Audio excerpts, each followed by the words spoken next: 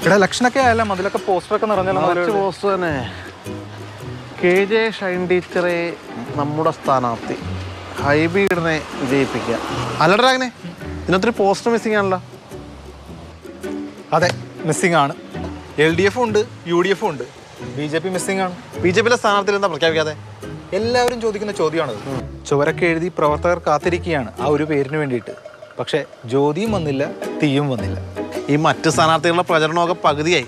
എന്താണ് ഈ BJP പ്രശ്നം? ഈ കഴിഞ്ഞ ലോക്സഭാ തെരഞ്ഞെടുപ്പിൽ കേന്ദ്രമന്ത്രിയായിരുന്ന അൽഫോൺസ് കണ്ണന്താനം മത്സരിച്ച് 1,37,000 വോട്ട് നേടിയ മണ്ഡലമാണിത്. ഇത്തവണ അനിൽ ആന്റണിയുടെ പേരാണ് വന്നത്. പക്ഷെ പുള്ളി പത്തനംതിട്ട പണി തുടങ്ങി. പിന്നീട് ഡോക്ടർ KS രാധാകൃഷ്ണന്റെയും AN രാധാകൃഷ്ണന്റെയും പേര് കേട്ടു. പക്ഷെ ഇപ്പോൾ ഏറ്റവും ഒടുവിൽ ആദ്യ പരിഗണനയായി നിൽക്കുന്നത് മേജർ രവിയുടെ പേരാണ്. എന്നാ പിന്നെ മേജർ പ്രഖ്യാപിച്ചൂടെ? അതങ്ങനെ പെട്ടെന്ന് പറ്റില്ല. അതിന് ചില കാര്യങ്ങളുണ്ട്.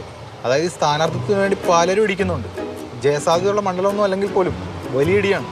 പിന്നെ പുതുമുഖം വേണോ, നിലവിലുള്ള പരിചിതമായ മുഖം വേണോ എന്നൊക്കെയുള്ള ചർച്ചകൾ വേറെ. അപ്പോൾ കാത്തിരിക്കേണ്ടി വരും. മേജർ എന്താ പറയണേ?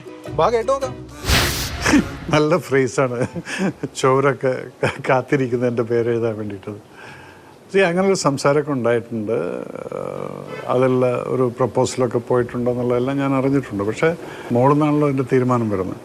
അപ്പം അത് ഇതുവരെ വന്നിട്ടില്ല. അത് ഇന്ന് നാളെയെന്നും പറഞ്ഞുകൊണ്ട് നിൽക്കുകയാണ്. അപ്പോൾ അതുവരയ്ക്ക് പാർട്ടി എന്ത് പറയുന്നോ അത് ഞാൻ കേൾക്കാൻ ബാധ്യസ്ഥനാണ്. As long as Narendra Modi ji is the prime minister, I want to what ever the contribution, എൻ്റെ സൈഡിൽ നിന്നുള്ളൊരു കോൺട്രിബ്യൂഷൻ അദ്ദേഹത്തിൻ്റെ കൈകളെ ശക്തമാക്കുക എന്നുള്ളത്.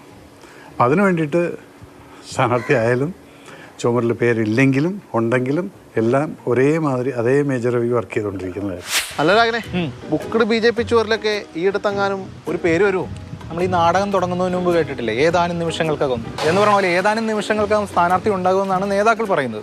പ്രവർത്തകർ പറയുന്നത് അടുത്ത ലിസ്റ്റിലെങ്കിലും എറണാകുളത്തെ ഉൾപ്പെടുത്തണേ ജി എന്നാണ്. ഇപ്പോൾ അവർക്ക് ഇന്നയാളെന്നൊന്നുമില്ല, ഒരു പേര് ഈ ചുവരിൽ എഴുതാൻ കിട്ടിയാൽ മതി. അതാണ് അവസ്ഥ. ഞങ്ങളുടെ താത്വിക അവലോകനം പകർത്തിയ ക്യാമറമാൻ നിഖിൽ ജോസഫിനൊപ്പം S രാഗിൻ, ശ്യാമപ്രസാദ് ഉത്തമൻ, മാതൃഭൂമി ന്യൂസ്, കൊച്ചി.